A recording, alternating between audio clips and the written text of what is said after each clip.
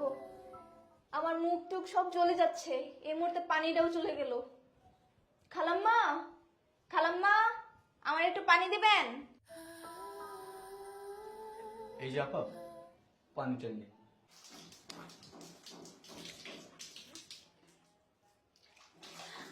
ওয়াল্লাহ, আপনি এখানে?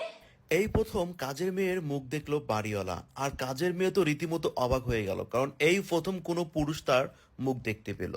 অফিস শেষ করে বাড়িতে আসলো বাড়ির মালিক। তিনি এসেই এদিক ওদিক তাকিয়ে সেই কাজের মেয়েটিকে খুঁজতে লাগলো মনে মনে। মেয়ে কিন্তু আমার ওইটা পছন্দ হয়েছে। এই রাকিব, শোন বাবা, এদিকে আয়। হ্যাঁ মা, ডাকছো? হ্যাঁ, তুই এখানে বস, তোর সাথে কথা আছে। হ্যাঁ মা, কি বলবে বলো।